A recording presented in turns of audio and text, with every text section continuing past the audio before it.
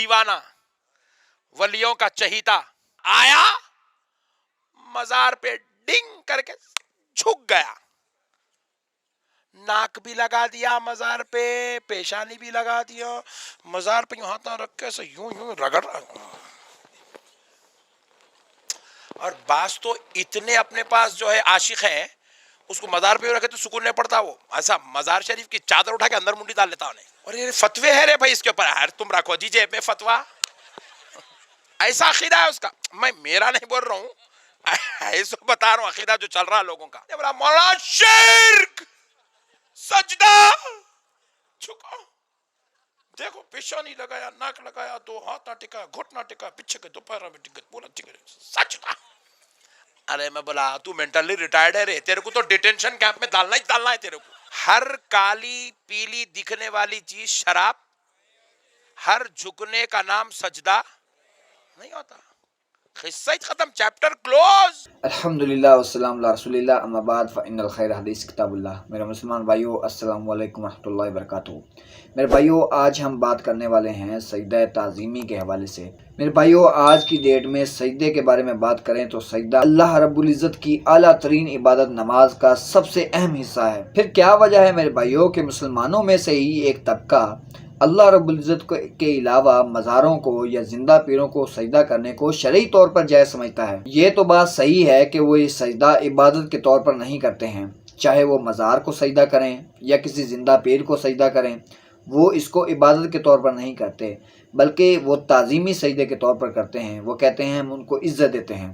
میرے بھائیو اہل سنت سے تعلق رکھنے والے کسی بھی فرقے کے علماء کا یہ موقف نہیں ہے، بلکہ وہ لوگ اس کی صراحتاً مخالفت کرتے ہیں۔ یہ جاہلوں کا ایک ٹولہ ہے جن کے پاس علم نام کی کوئی چیز نہیں ہے اور وہ اس طرح کی ایکٹیویٹیز کرتے ہیں۔ سب سے پہلے وہ لوگ دلیل دیتے ہیں کہ حضرت آدم علیہ السلام کو سجدہ کیا تھا فرشتوں نے، اور پھر وہ دلیل دیتے ہیں کہ حضرت یوسف علیہ السلام کو بھی ان کے بھائیوں نے سجدہ کیا۔ ہم انہیں یہ کہتے ہیں کہ پچھلی قوموں پر لاگو ہونے والے احکامات کو ہم تبھی لے کر چلیں گے جب قرآن حکیم نے انہیں انڈورس کیا ہو ہمارے لیے، لیکن ہم دیکھتے ہیں کہ شریعت محمدی صلی اللہ علیہ وآلہ وسلم نے سجدہ تعظیمی کو حرام قرار دیا جا چکا ہے۔ ابو داؤد میں اور ترمذی میں حدیث ہے کہ اگر میں سجدہ تعظیمی جائز سمجھتا تو بیویوں سے کہتا کہ اپنے خاوندوں کو کریں اس حق کے سبب۔ ابو داؤد میں تو الفاظ ہیں، ایک صحابی نے حضور کو سجدہ کیا، آپ نے فرمایا سر اٹھا کیا کر رہا ہے؟ جب میں فوت ہو جاؤں گا تو میری قبر سے گزرو گے تو کیا مجھے سجدہ کرو گے؟ انہوں نے کہا نہیں یا رسول اللہ۔ فرمایا مجھے کیوں سجدہ کر رہے ہو؟ اگر میں سجدہ جائز سمجھتا تو بیویوں سے کہتا کہ اپنے خاوندوں کو کریں۔ اور یہ سجدہ تعظیمی، سجدہ عبادت ہمیشہ سے اللہ کے لیے رہا ہے۔ جبرائیل علیہ السلام نے حضرت آدم کو سجدہ عبادت نہیں کیا، سجدہ تعظیمی تھا۔ ان زمانوں میں ٹو باؤ ڈاؤن بھی ہوتا تھا، جھکا بھی جاتا تھا۔ ہمارے نبی علیہ السلام پر اللہ تعالیٰ نے جو ختم نبوت فرمائی تو توحید بھی ایسی کامل کی ہے کہ اب یہ سب کے سب معاملات ختم۔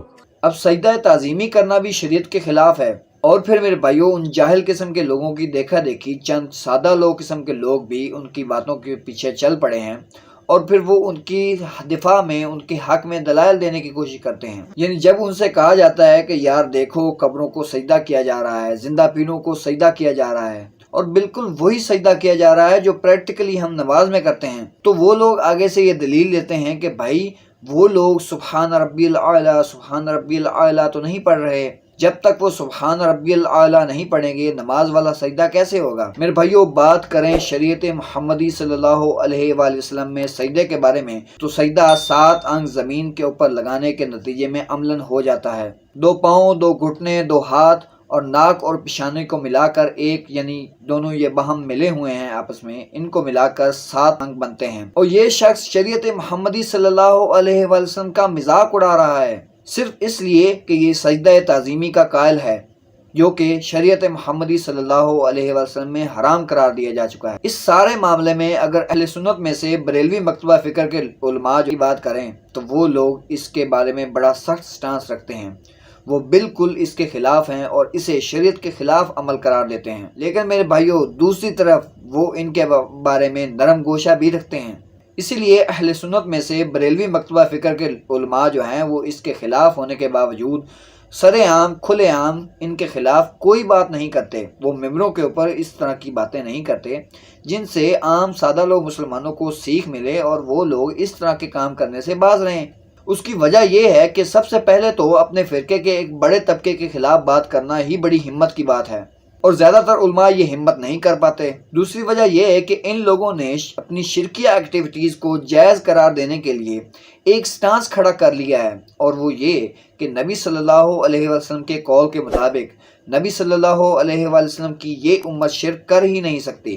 اگر آپ اس کے بارے میں پہلے نہیں جانتے ہیں تو میں آپ کو یہ ویڈیو سجیسٹ کروں گا جو کہ استاد محترم محمد علی مرزا صاحب کی ہے، مجھے تم سے شرک کا خوف نہیں ہے۔ اگر آپ یہ ویڈیو دیکھیں گے تو اس کے بعد آپ کلیئرلی اس کے بارے میں سمجھ سکیں گے۔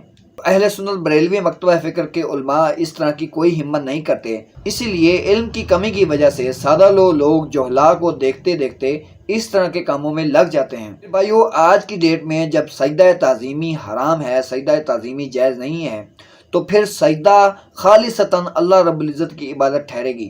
یعنی پچھلی قوموں میں سجدہ عبادت بھی ہوتا تھا، سجدہ تعظیمی بھی ہوتا تھا۔ اللہ رب العزت کے لیے خالصتاً سجدہ عبادت ہوتا تھا، اور کسی بڑے شخص کے لیے، بڑی شخصیت کے لیے، کسی کو عزت دینے کے لیے سجدہ تعظیمی کیا جاتا تھا، جو کہ شرعاً جائز تھا۔ لیکن آج کی ڈیٹ میں یہ جائز نہیں ہے کہ کسی کو سجدہ تعظیمی کیا جائے۔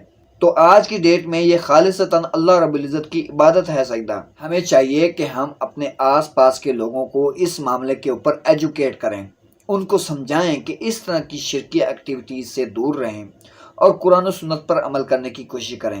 اور یہاں میں اہل سنت بریلوی مکتبہ فکر کے علماء سے بھی کہوں گا کہ وہ فرنٹ سے لیڈ کرتے ہوئے ممبروں کے اوپر آ کر اس طرح کی باتیں ایڈریس کیا کریں۔ میرے بھائیوں، جب وہ کما حقو اس بات کو غلط، حرام اور ناجائز سمجھتے ہیں تو پھر وہ اس طرح کی باتیں کیوں نہیں کرتے؟ وہ سادہ لوگوں کو کیوں نہیں بتاتے اس طرح کی بات؟ وہ ایجوکیٹ کیوں نہیں کرتے سادہ لوگوں کو؟ تو کہیں نہ کہیں علماء بھی اس بات کے مجرم ہیں۔ ممبروں کے اوپر نہیں بتائیں گے تو اللہ رب العزت کے حضور جواب دہ ہوں گے۔ بھلے ایک بھی شخص مسجد میں نماز پڑھنے نہ آئے، مجھے ہے حکم اذاں لا الہ الا اللہ۔ دعا کرتا ہوں جو حق بات کہی اللہ رب العزت ہمارے دلوں میں راسخ فرمائے، ہمیں کتاب و سنت کی تعلیمات کے اوپر عمل کرنے کی توفیق نصیب فرمائے، آمین۔ وما علینا الا البلاغ المبین۔ السلام علیکم ورحمۃ اللہ وبرکاتہ۔